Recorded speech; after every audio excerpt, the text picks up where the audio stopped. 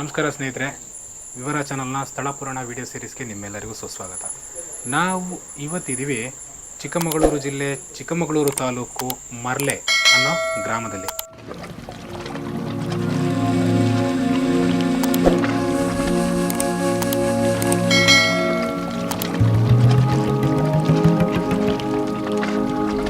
ಹಿಂದಿನ ಕಾಲದಲ್ಲಿ ಅಂದರೆ ಹಿಂದಿನ ಅಂತೇಳಿದ್ರೆ ಹೊಯ್ಸಳರ 12ನೇ ಶತಮಾನದಲ್ಲಿ ಮೊರಲೆ ಅಂತ ಹೇಳ್ಬಿಟ್ಟು ಶಾಸನಗಳಲ್ಲಿ ಗುರುತಿಸಿಕೊಂಡಿರುವಂಥ ಈ ಊರು ಮುಂಚೆ ಅಗ್ರಹಾರ ಆಗಿತ್ತು. ಇಲ್ಲಿ 2 ಪುರಾತನ ದೇವಸ್ಥಾನಗಳಿದ್ದಾವೆ. 1130ರಲ್ಲಿ ಕಟ್ಟಿಸಿದಂಥ, ನಾನೀಗ ನಿಂತಿರುವಂಥ 1130ರಲ್ಲಿ ಕಟ್ಟಿಸಿದಂಥ ದೇವಾಲಯ ಚೆನ್ನಕೇಶವ ದೇವಾಲಯ.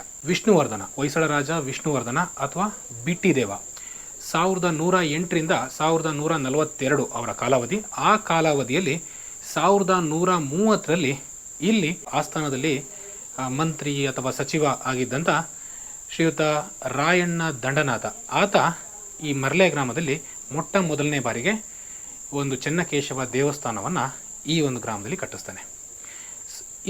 ಈ ದೇವಸ್ಥಾನದ ಪಕ್ಕಕ್ಕೆ ಈಗ ನಾವು ಸಿದ್ದೇಶ್ವರ ದೇವಸ್ಥಾನ ಅಂತ ಕರಿತೀವಿ. ಆ ದೇವಸ್ಥಾನನ 1147ರಲ್ಲಿ ಕಟ್ಟಿಸಿದಂಥ ಸಮಯದಲ್ಲಿ ಕಾಳಿದೇವ ದೇವಸ್ಥಾನ ಅಂತೇಳಿ ಕಟ್ಟಿಸಿರ್ತಾರೆ. ಈಗ ಅದು ಸಿದ್ದೇಶ್ವರ ದೇವಸ್ಥಾನ ಅಂತ ಹೇಳ್ಬಿಟ್ಟು ಜನಮಾನಸದಲ್ಲಿ ಮತ್ತು ಶಾಸನಗಳಲ್ಲೂ ಕೂಡ ಉಲ್ಲೇಖಿತ ಆಗಿದೆ. ಆ ದೇವಸ್ಥಾನವನ್ನು 1147ರಲ್ಲಿ ನಿಮಗೆ ನರಸಿಂಹ, 1ನೇ ನರಸಿಂಹ 1142ರಿಂದ 1173 ತನಕ ಅವರ ಕಾಲಾವಧಿ.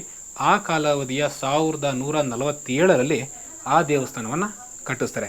ನಾನು 2 ದೇವಸ್ಥಾನ ಮತ್ತು ಒಳಗಡೆ ಅದರದ್ದು ಶಾಸನಗಳು, ಹೊರಗಿರುವಂಥ ಶಾಸನಗಳು, ನಿಮಗೆ ಒಳಗಡೆ ನವರಂಗ, ಸುಕನಾಸಿ, ಮೇಲ್ಗಡೆ ಇರುವಂಥ ಪೂರ್ತಿ ಶಿಲ್ಪಕಲೆಯನ್ನು ನಾನು ನಿಮಗೆ ಈ ವಿಡಿಯೋದಲ್ಲಿ ತೋರಿಸ್ತೀನಿ.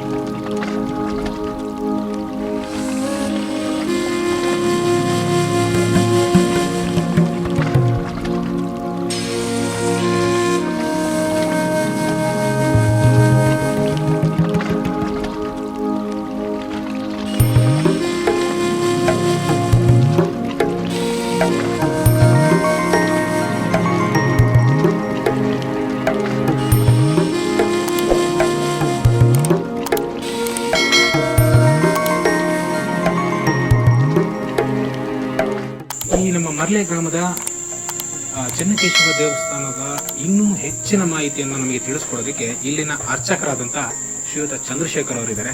ನಮಸ್ಕಾರ ಅರ್ಚಕರೇ. ನಮಸ್ಕಾರ. ಈ ಮರ್ಲೆ ಈ ಗ್ರಾಮದಲ್ಲಿ ಹೊಯ್ಸಳರ ಕಾಲದ ವಿಶೇಷವಂತ 2 ಅವಳಿ ದೇವಾಲಯಗಳನ್ನು ನಿರ್ಮಾಣ ಮಾಡೋದು ನಿಜಕ್ಕೂ ನಮ್ಮೆಲ್ಲರಿಗೂ ಸೌಭಾಗ್ಯ ಅಂತ ಹೇಳ್ಬೋದು. ಈ 2 ದೇವಾಲಯಗಳನ್ನು 1130ರಲ್ಲಿ ಹೊಯ್ಸಳರ ಮಂತ್ರಿ ವಿಷ್ಣುವರ್ಧನ ಮಂತ್ರಿ ರಾಯಣ್ಣ ದಂಡನಾಥ ಅನ್ನೋನು ಈ ಕೇಶವ ದೇವಾಲಯನ ನಿರ್ಮಾಣ ಮಾಡ್ತಾನೆ. ಇದನ್ನು ನಿರ್ಮಾಣ ಮಾಡಿದ ನಂತರ 1147ರಲ್ಲಿ ಪಕ್ಕದ ಸಿದ್ದೇಶ್ವರ ದೇವಾಲಯವನ್ನು ನಿರ್ಮಾಣ ಮಾಡ್ತಾರೆ. ಇಲ್ಲಿ ವಿಶೇಷತೆ ಅಂತಂದರೆ ಎಲ್ಲೂ ಕೂಡ ನೀವು ಶಿವ ಮತ್ತು ವಿಷ್ಣುವನ್ನು ಒಂದೇ ಕಡೆ ನೋಡಲಿಕ್ಕೆ ಸಾಧ್ಯ ಇಲ್ಲ.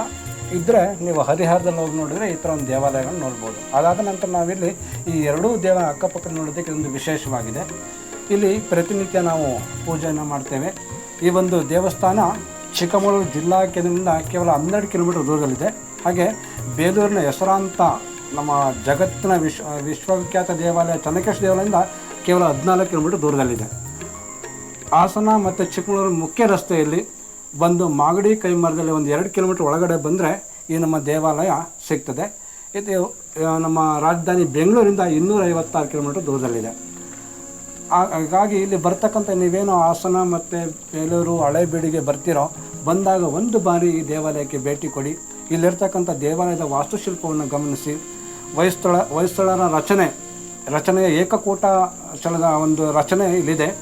ಗರ್ಭಗುಡಿ, ಸುಖನಾಸಿ, ನವರಂಗ ಮತ್ತು ಒಂದು ಅಂಗಳ, ಇದನ್ನು ತುಂಬ ಚೆನ್ನಾಗಿ ವಿಶೇಷವಾಗಿ ಮಾಡಿದ್ದಾರೆ. ಇಲ್ಲಿರ್ತಕ್ಕಂತಹ ವಾಸ್ತುಶಿಲ್ಪ ಇರ್ಬೋದು, ಮತ್ತು ಅಲ್ಲಿ ಕೆತ್ತನೆ ಮಾಡಿರ್ತಕ್ಕಂತಹ ಚಾವಣಿಲಿರ್ತಕ್ಕಂಥ ನವಗ್ರಹಗಳ ಕೆತ್ತನೆ ಇರ್ಬೋದು, ಮತ್ತು ಅಷ್ಟದಿಕ್ಪಾಲಕರ ಕೆತ್ತನೆಗಳಿರ್ಬೋದು, ಮತ್ತು ಇಂದಿನ ಪುರಾಣಗಳನ್ನು ವರ್ಣನೆ ಮಾಡತಕ್ಕಂತಹ ಸಮುದ್ರ ಮಥನ ಕಥೆ, ರಾಮಾಯಣ, ಮಹಾಭಾರತ ಇಂಥ ಅನೇಕ ಕಥೆಗಳನ್ನು ಇಲ್ಲಿ ಮೇಲ್ಛಾವಣಿಯಲ್ಲಿ ಚಿತ್ರಣೆ ಮಾಡಿದ್ದಾರೆ. ಹಾಗೆ ಇಲ್ಲಿರ್ತಕ್ಕಂಥ ಕೇಶವನ ವಿಗ್ರಹ ತುಂಬ ಅಪರೂಪವಾದಂತಹ ಮೂರ್ತಿ. ನೀವು ಬೇಲೂರಿನಲ್ಲಿ ಕೇಶವನ ವಿಗ್ರಹ ನೋಡಿರ್ತೀರ, ಅದೇ ವಿಗ್ರಹದ ಮೂಲ ವಿಗ್ರಹ ಇಲ್ಲಿದೆ. ಶ್ರೀದೇವಿ ಭೂದೇವಿ ಸಮೇತ ಗರುಡಾರೂಢಿಯಾಗಿರ್ತಕ್ಕಂತಹ ಕೇಶವನ ಮೇಲೆ ವಿಷ್ಣುವಿನ ದಶಾವತಾರಗಳನ್ನು ಚಿತ್ರಿಸತಕ್ಕಂಥ 10 ಅವತಾರಗಳನ್ನು ಆ ತೋರಣದಲ್ಲಿ ಚಿತ್ರಣ ಮಾಡಿದ್ದಾರೆ. ಇದು ತುಂಬ ಪ್ರಭಾವಳಿಯಲ್ಲಿ ಇದು ತುಂಬ ವಿಶೇಷವಾಗಿರ್ತಕ್ಕಂತಹ ನಗುಮುಖದ ಕೇಶವ. ಹಾಗಾಗಿ ತಾವೆಲ್ಲ ದಯಮಾಡಿ ಈ ಒಂದು ದೇವಾಲಯಕ್ಕೆ ತಾವೆಲ್ಲ ಭೇಟಿ ನೀಡಿ. ಹಾಗೆ ಸಿದ್ದೇಶ್ವರ ದೇವಾಲಯದಲ್ಲಿ ನೀವೆಲ್ಲ ಕಡೆ ಶಿವಲಿಂಗವನ್ನು ನೋಡಿರ್ತಾರೆ, ತುಂಬ ಮೃದುವಾಗಿ ನೈಸಾಗಿರ್ತಕ್ಕಂಥ ವಿಗ್ರಹಗಳನ್ನ ಶಿವಲಿಂಗವನ್ನು ನೋಡಿರ್ತಾರೆ. ಆದರೆ ಇರತಕ್ಕಂತಹ ವಿಗ್ರಹ ತರಿಗಲ್ಲನ್ನು ಮಾಡಿರ್ತಕ್ಕಂಥ ವಿಗ್ರಹ ತುಂಬ ವಿಶೇಷವಾಗಿದೆ. ಹಾಗೆ ಆ ಶಿವನ ಮಹಿಮೆ ಕೂಡ ವಿಶೇಷವಾಗಿದೆ.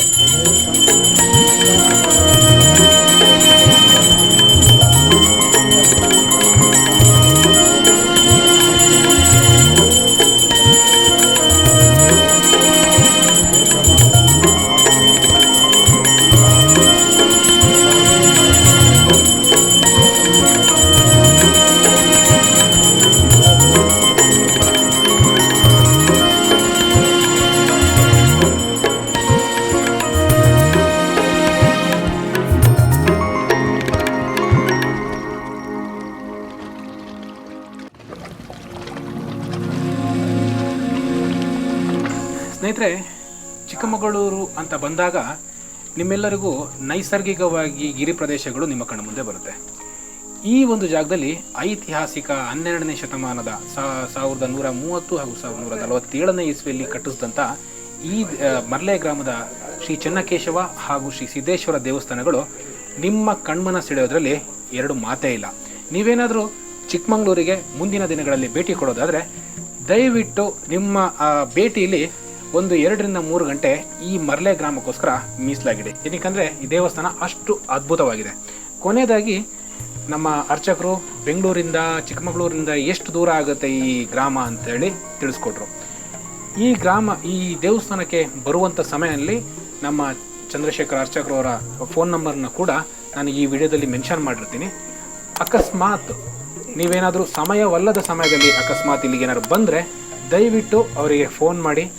ಅವರು ನಿಮಗೆ ಈ ದೇವಸ್ಥಾನದ ಎಲ್ಲ ಮಾಹಿತಿಯನ್ನು ನಿಮಗೆ ಇನ್ನೂ ಚೆನ್ನಾಗಿ ತಿಳಿಸ್ಕೊಡ್ತಾರೆ ಅಂತ ನಾವು ಆಶಿಸ್ತೀವಿ. ಧನ್ಯವಾದಗಳು ಅರ್ಚಕರೇ. ಧನ್ಯವಾದಗಳು.